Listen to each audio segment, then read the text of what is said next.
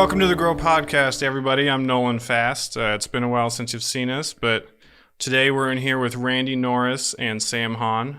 Randy is a grain originator out of Plymouth, and Sam is an operations specialist out of also Plymouth.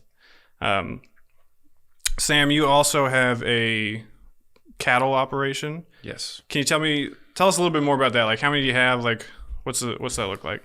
Oh, my dad and I together have about 60 head of cow-calf. About 60% of them are mine, and so we just run cows, and then we have bulls on them in the summer, and then we calve them out in the later spring, and then grow the calves up for about a year or so, do about 700 pounds, and then sell them as feeder calves, and they go to the feedlot.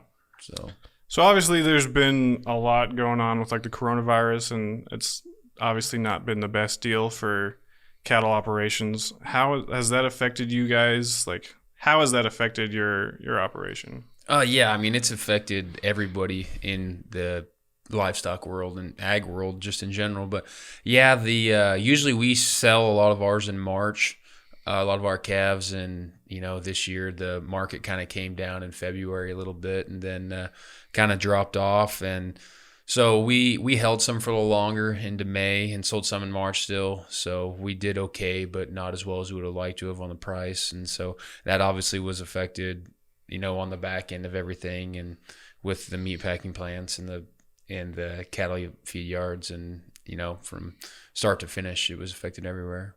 So like, how much, like, obviously you could keep the cattle around and keep feeding them, but like, how much money are you losing? Like, if it should have been sold, like, do you have like a rough idea how much it costs you to keep them around? So for me personally, I'm not necessarily losing money on keeping my calves that were born on the farm, because I'm just feeding them more. So I'm putting more money into them, but they should sell bigger and bring more money. So for me, it's not. Yeah, I'm just putting more money into them maybe than I'd like to, because I usually like to get rid of them a little bit sooner and send them to that feed yard or wherever they go. Yeah. But the feed yards and places like that are the ones that would be losing more money essentially, because if they have cattle ready to go to slaughter, and they have this money put into them and things like that, and they're ready and they're at that weight, well, then they're gonna be feeding them for a couple dollars a head a day for however long until they can get in. So they're losing a couple dollars a head per day usually in a lot of circumstances. So, and in some cases they're vaccinated and they have implants and things like that, just like to help them grow faster, just like a football player would, a bodybuilder would, a powerlifter would. You're trying to put mass on, and sometimes those run out, those implants and those vaccinations. So then the cattle will start to not eat as much, and they'll start losing weight, and so then they start losing money because the condition of the cattle will start to deteriorate a little bit. So, I mean, everybody's been affected by it, but that's kind of the situation with the feed yards is, they need, when they have cattle ready to go, to the meat packing plant and stuff like that, they need to be able to send them. The timeliness of it. Yeah, the timeliness of it. That's the big thing is, everybody, everything runs, kind of like a well-greased machine sometimes, but then when something breaks in there, it's not good. So when they can't process the meat as fast, it's troublesome. So like, what do you guys, and maybe I don't completely understand it, but I know, like the restaurants around here, you can't get a double cheeseburger because they say that there's a shortage of meat, but you could buy 2 regular cheeseburgers. So, I mean, if the demand is there and you guys have cattle that you need to get rid of, where is this falling through the cracks? Like what? Well, my understanding right now is it's falling through the cracks is like the plants, the meat packers aren't running at full capacity. So they're running at like 60% of capacity. So, the president they were talking about meat packing plants shutting down. The president pretty much said, hey, these can't shut down. So basically, they're running, instead of at 100% capacity, running at 60% of the capacity. So yes, there's a demand for it, and yes, we have it, but we just can't get it we processed. can't process it fast enough. So that's where our limitation's at, because a lot of times in like meat packing lines or stuff, they're working right next to each other. Well, now they got to be Now they gotta have a 6 space foot in between. apart, and they can't be, and so that's where it's getting caught up at. Have you seen anywhere? Okay, so a backup. Have you seen like where, for example, you are sending cows to the feed yards where they get to where they're full and they're not taking any, to where it would affect your planning, like going ahead. Like instead of having this many calves, you're only going to do this. You're only, you know what I mean? You're only going to do this many calves this year because you're worried about feed yards not taking in as many because they aren't able to ship as many down there, down that supply chain. Like, have you seen any of the backups in the supply chain affect you at all yet? No, it really hasn't. We're still going to try and produce as many calves as we have cows and get them all bred and on the ground and everything and raise them. I haven't seen anything that would really affect that because, like we sell at a sale barn. So, I mean, there's always buyers there for different lots. And so everything is, pretty much found a home. There hasn't been like things that aren't selling, like they don't no sell them or stop selling them. So, and, you always got to think, like the cattle that I sell or the calves that I sell, I sold a month ago or something, they're not going to be ready to process for, 8, 10, 12 months, something like that. Year. So they're always playing the game ahead a little bit. So we haven't seen anything like that would cause. Do you think there's going to be like a big catch up, like once like the processing plant like ramping up production and a bunch of like? Do you think there's going to be any like landslide of people trying to sell off a lot of cattle because all of a sudden it opens back up? Or I think once things open back up, it'll be more gradual because people will have stuff ready and they'll have stuff that's not ready. It's not usually like, I don't think it'll flood like the market or something like that. Okay. But hopefully the prices will then, like in the stores, will start to come down, because the prices in the stores are crazy right now. Yeah. So then, those meat prices will come back down. And then, maybe since there's, you can sell more and produce more, than the price for the live cattle and feeder cattle will come back up a little bit. Have you guys been seeing I think it was hogs, but people have been selling livestock like on Facebook Marketplace. Have you guys seen any of that or know anybody that's been doing anything like that? Yeah, there's actually a guy we take our cull cows to. So if they don't breed back twice and they're not, we take them to a guy instead of going to the sale barn. He just buys them direct. And he had some fat cattle that he sold on Craigslist and stuff like that and Facebook. And I've seen people do hogs and stuff for like $100. The troublesome part is getting them processed because a lot of those That's what I've heard a lot of. Yeah. Everybody's backed up for months and months. Yeah, like the single producers, like or single or small meat markets or whatever, processing places, like in these small towns, a lot of them are backed up until like August, September, because they've had a lot of this stuff going on. Because I know Jason Ebb, I work with in Plymouth, he was wanting to get one of his processed. It was almost last month, and he can't get it to the end of July, August, and he called around to multiple different like local lockers and stuff. I think I was in Diller this past week, and their locker I think is about a year out. I mean, I think it's next March before you can even get an appointment. Yeah, that's I think that's where Jason was going, was down there in Diller, and and he called the Table Rock and Wahoo and Pickerel and all these places, and they were all months and months out. So, well, little more lighthearted subject. I noticed. I don't know if anybody's seen them, but Randy and Keith Hermance do our weekly market updates. So if you haven't seen, today Randy's got a sweet looking haircut, but you should check out his last video. You were looking a little poofy. Yeah. I noticed was it a couple of weeks ago? You just shaved your head, right? Yeah. I know. I finally just got my haircut the other day. I was doing the old fold back and put the hat over it. Yeah. So that way it wasn't all in my eyes. So I was doing the buzz thing until this last one, and then my wife tried to fade it up. It's a little uneven. It just looks even. It looks good today. Dark in here, but I mean, I'm pretty close. It looks fine to me. I appreciate it. She does too. I'm a little jealous of your beard, though. Yeah. I'm a little disappointed that you shaved yours off. I mean, I'm trying to get it going, but Mine looks pretty junior high-ish, as you can tell in like my first marketing video I had thing, and it's pretty spotty, pretty Joe Dirt-ish. Yeah. Doesn't grow in a lot of areas. Yeah, my beard and my haircut, they're the same thing. It's just the clippers. So you I'd use just buzz it over and you're good to go. Yeah, you buzz them both over and you're good to go. So if there's anybody out there that needs a haircut, Sam is your guy. No, I don't come out. My wife does it. I don't trust myself, so she does it. So have you guys seen, obviously there's a lot of craziness going on. It feels like a big game of Jumanji. Have you guys seen the murder hornets? I have heard about them? I've heard about them. I haven't seen much on them. So I know I did a little bit of looking into them, and they were on the northwest side of the country. But obviously, so basically the reason they got their name is for how they attack bees, and I want to keep this a family, oriented. So they murder bees. They not murder humans, bees, and least. it's pretty rough. Oh, it's not for humans. Yeah, no, I mean, if anybody's watching the video, I mean, this is a murder hornet, and they're terrifying. It said they're the size of an average woman's thumb, and their wingspan is almost as wide as an average woman's palm. Wow. Like That's a big scary bug. Yeah.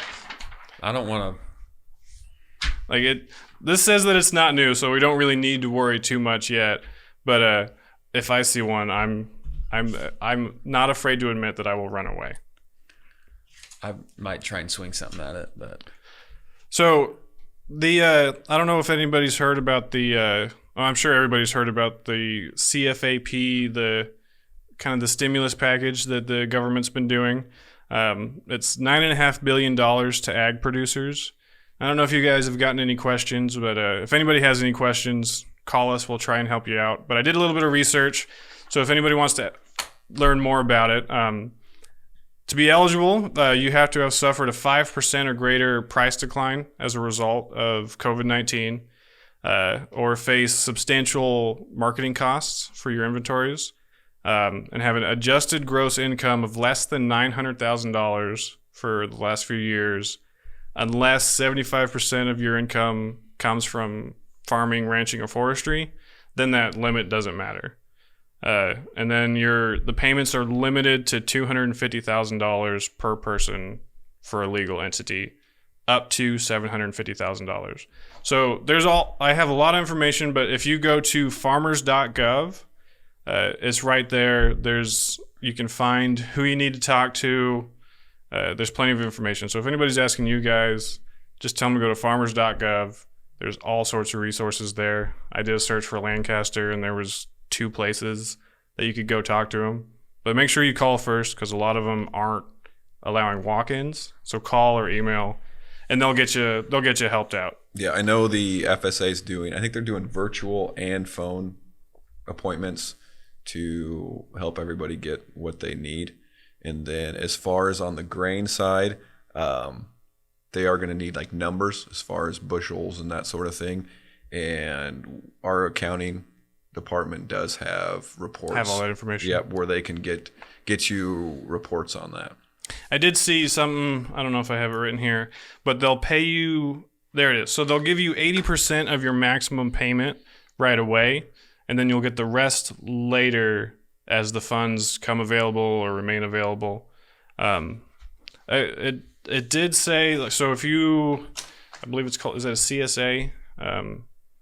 It doesn't seem like there's a lot of help for people that are direct to consumer. So if you're growing like vegetables or something like that, there's not a lot of help there. But at the very least, if you have, row crop, I think you should be able to get something out of this. Yeah, it's basically half of, like for beans and corn, it is 50% of your 19 production or 50% of what you had in inventory as of January 15th, 2020. It's whatever's less of that, and it's 50% of whatever those bushel numbers are. And for corn, it's 67 cents a bushel. For beans, it's 95 cents a bushel. So okay.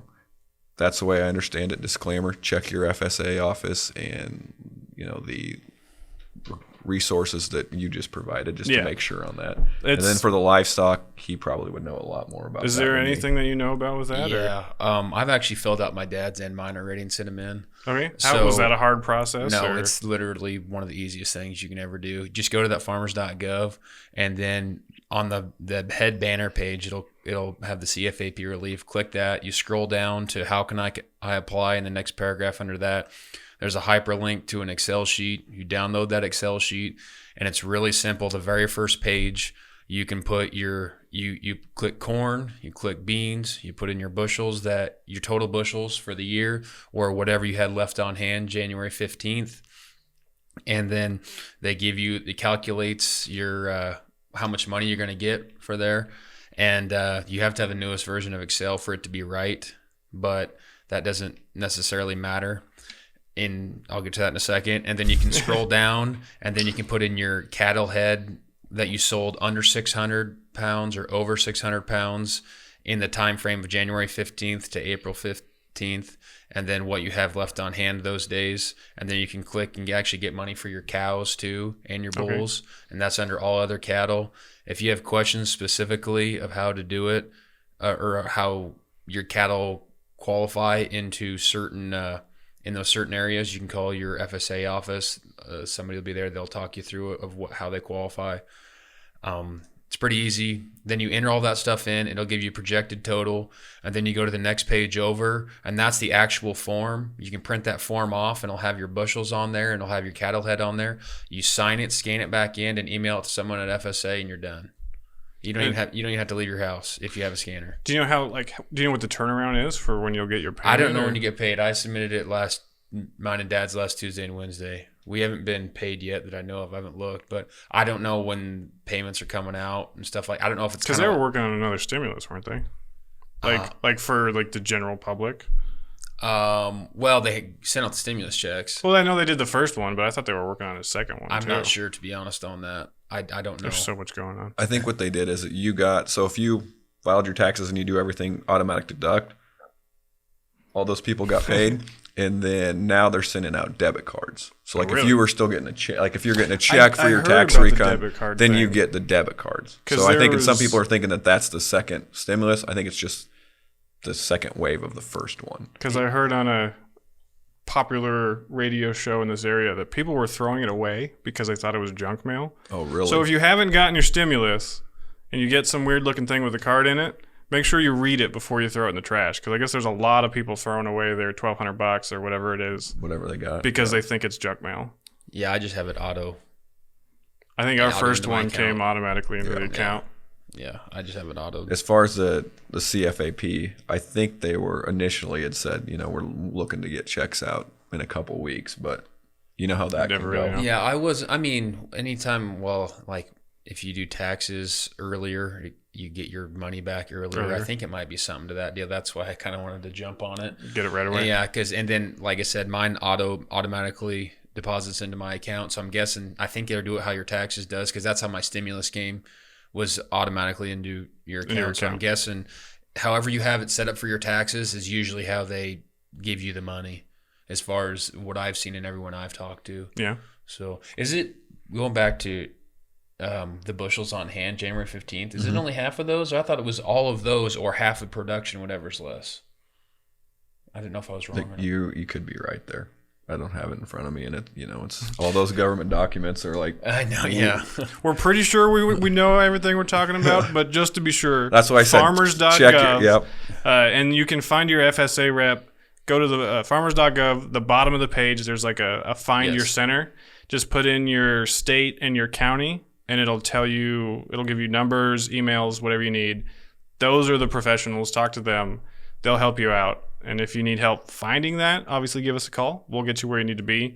But those are the people that are going to walk you through what you need to do. Yeah, I will say the Green Department had a training last week, I know, on some of the accounting and of how they're going to send out your bushels. And I got those from Dad, and they have it explained. It works well. Just give them a day. Don't want it the day of. Give them a little bit of time. Yeah. But it was really helpful. We asked for it in the morning, and they actually had it to us in the afternoon. But it was really pretty seamless. So. And they're getting more efficient at it too as they're because that first day it came out, we had just a couple people call, and then it just slowly is built. So they've run quite a few of them and know what they're looking at, and they'll even go through and walk through it. And because some of the report will have stuff that'll show up in your account, but if you delivered it after the 15th, we're like, this is eligible. It's just wasn't here. Yeah. The 15th. This was on your farm storage. Yep, they highlighted that for us. It was really nice, really simple and easy.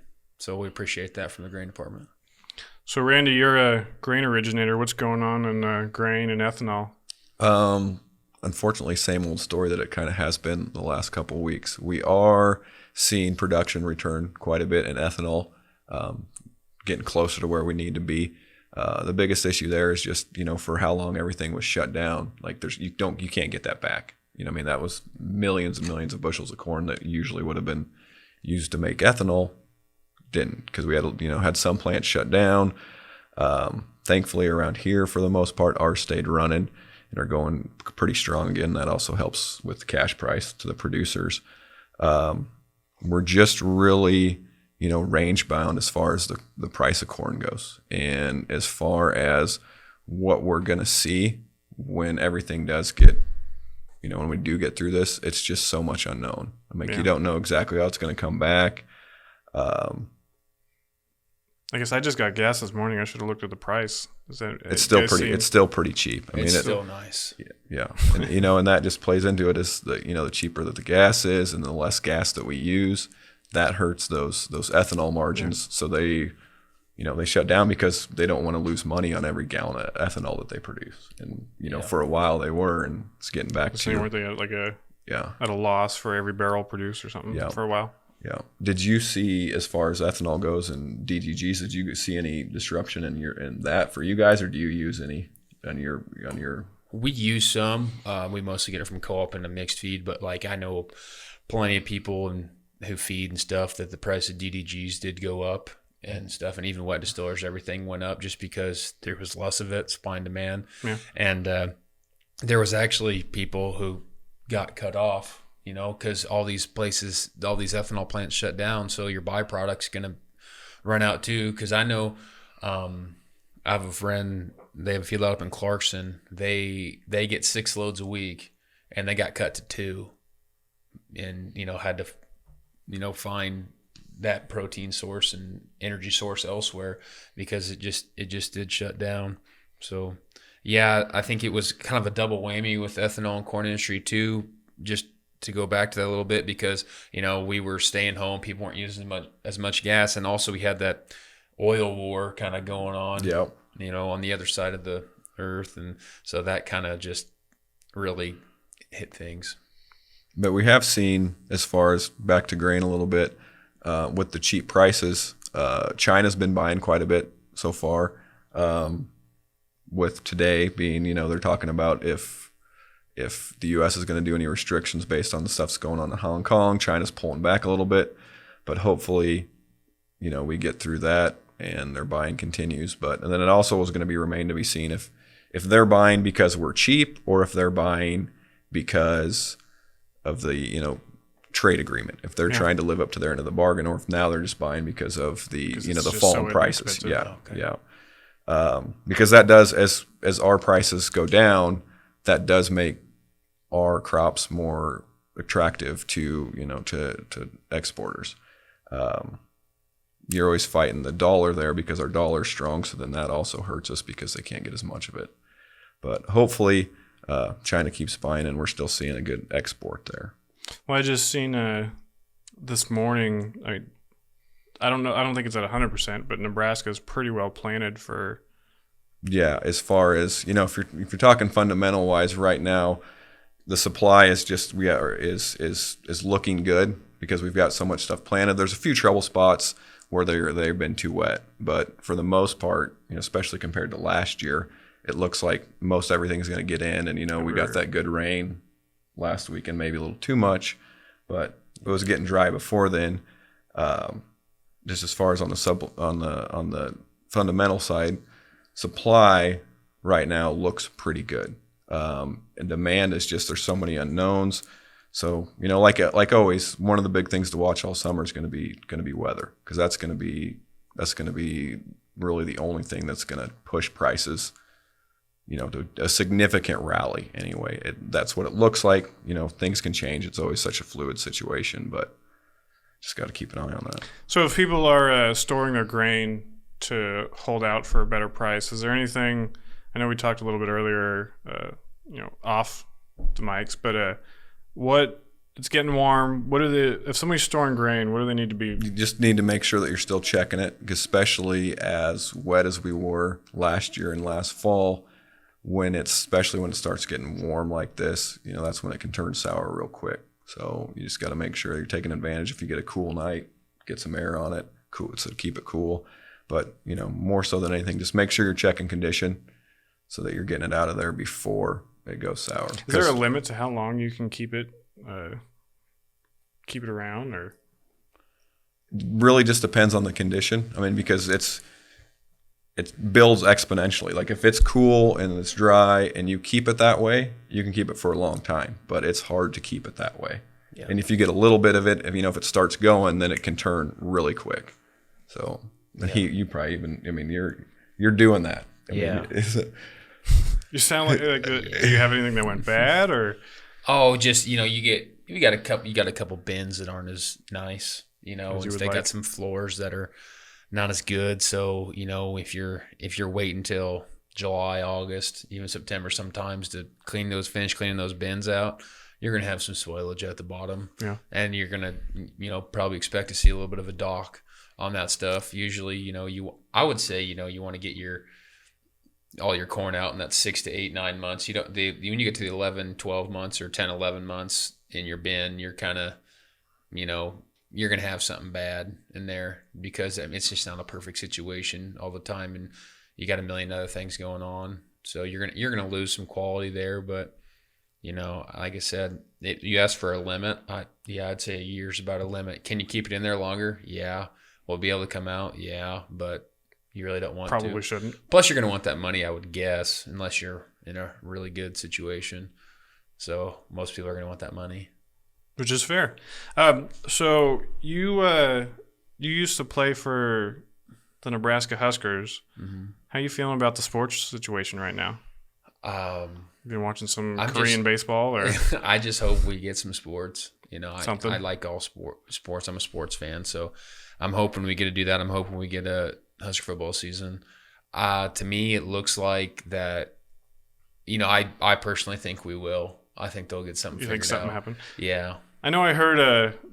I think it was the NFL was talking about no people in the stands, but then digitally adding them in so that when you broadcast it, we as viewers at home, it looks like there's people. And I don't know.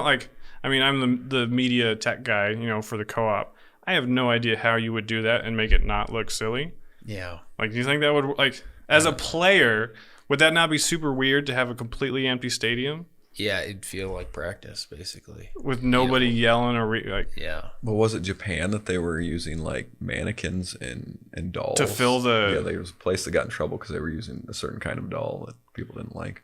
I don't know how you would, because even if it's digital, how do you get them to react appropriately? Do they have different levels of like you said, you're the media tech guy. I mean, you're the one that would know how you're going to do the digital editing. I feel like it'd be super complicated. I don't feel like it'd be easy. Do you think it would matter as a viewer? Would it make that much of a difference to you as a viewer watching it on TV if there was? Yes. You're gonna enjoy watching it anyway, but it's not gonna be the same. Yeah. You got the crowd noise and the environment and everything like that, and a lot of those things mean a lot in the viewership. So I for know. the whole Atmosphere, user experience. Yeah. I think especially college. Yeah. Because especially pro. I don't know if either of you guys watched any of the XFL. It was still called the XFL this second time around. I think it still is, yeah. So, because if they could do some things like they did where you were, showing behind the scenes of the refs and talking to the players on the sideline, I think you could use some of that on the pro level to fill some of those gaps, maybe to make it not as noticeable. But at, college, where you have the band going all the time in the background and it's just the low roar. Sections yelling all the time. Yeah, it would definitely. Need something. But I'll take whatever I can get. Yeah, I'll take whatever. If it's asked to have no fans, then as long as you get football Saturday and Sunday back, that's all I care about at this point. Yeah. Yeah. Sounds like I don't know what the NHL proposed. They proposed something, and they're going to finish their season, and then NBA is maybe going to finish their season like Disney World or something.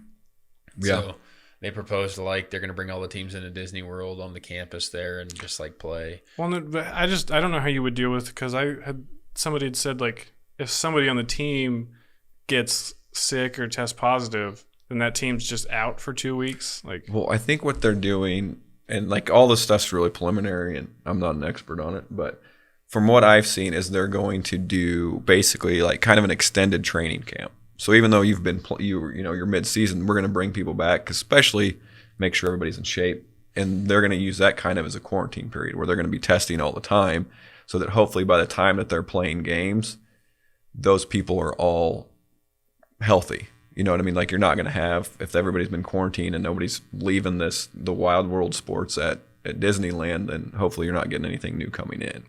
Is the way that I understand it, is they're going to vet it really hard before they even start playing games. But that's the way I understand it. And they're not bringing all the teams, I don't think, are they? Like, they might not. One of the preliminary ones was, let's just get the teams that either were in the playoffs or going to be close to the playoffs.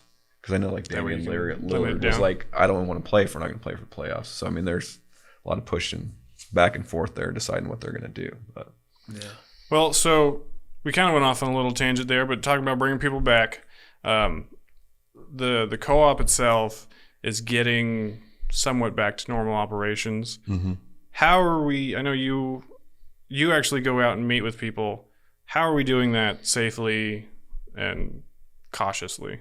Well, May 26th basically is when we unlocked the doors at the branches, and kind of was, business as usual, as the new normal is what everybody says now. And so we're able to go from different branches, and I can go meet with the guys on the farm. The way that we're doing that is we're just trying to be more sensitive about it, because, for the most part, everybody's okay with that. But before I go to a branch, I'll call that branch and be like, hey, are you guys okay with me coming in there and, meeting with farmers, or just meeting with you guys, seeing what's going on in the area?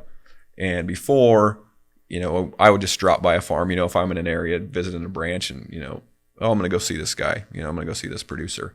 I will call. It's just one of those things where it's a little bit more planned. I will, if I'm going to come visit you, or if you want me to come visit me, call me, because I'm not just going to stop by. I'm going to call you first and make sure you're okay with that. Cool. Yeah, because I just want to be sensitive to everybody's feelings about everything. So make sure everybody's being safe and going from there. And we're still, co-op's been, as far as a company, I think great the way that we've handled it. Everybody's been real supportive as far as individual needs and being as flexible as you can while still getting work done.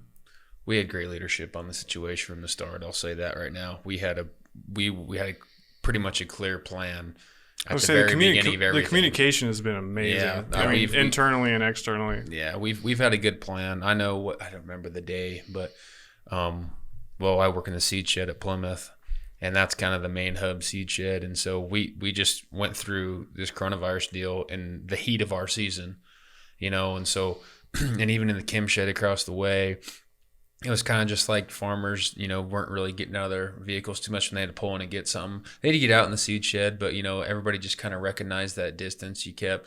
It was kind of just a no handshakes. Thing. Yeah, no handshakes like you usually do or something like that. You just kind of keep your distance when you're talking about stuff. And, we actually had lockdown in the seed shed for 2 months. Brian Schrilling and I did. We didn't go to the other part of the campus over there in Plymouth. We just stayed in the seed shed. So, but now we've kind of got back to normal operations, and so it's still a topic in the back of people's mind, at least. Should I be this close to this person? Should I do this? Should I do that? And I think everybody's pretty respectful of other people's space. So, but we got through it really well, I thought, and we operated, as well as we could through everything. I know the biggest thing is I would like to be able to shake somebody's hand again. Yeah. I don't know when that's going to be a thing again, but I know I constantly, when I see somebody, your hand comes out and it's like, oh, Yeah, he just kind of pulled it back. Then you have that awkward moment where you're like, where you both have your hand out, like, Yeah, especially like me, like you see your friends and stuff. Sometimes you do a handshake or something like that, or it's just weird because you're like, especially if you haven't seen them in a while. You're like, and then you're like, awkward situation. yeah. Well, I appreciate you guys coming in. Make sure you guys listening that you check out Randy Norris and Keith Hermance do a weekly market update. They're usually no more than a minute or two. We post them on YouTube and Facebook. That's great information. Check them out. Subscribe so you don't miss it. You'll get if you have the YouTube app, you'll get a little notification on your phone. Super easy. Otherwise, it's on the website. You can find it there. And make sure if you can subscribe, you don't miss any episodes. You can find us on Apple Podcasts, Spotify, and YouTube. And we're going to hopefully get back to normal and doing these every 2 weeks. So we will plan on seeing you next time. Keep growing.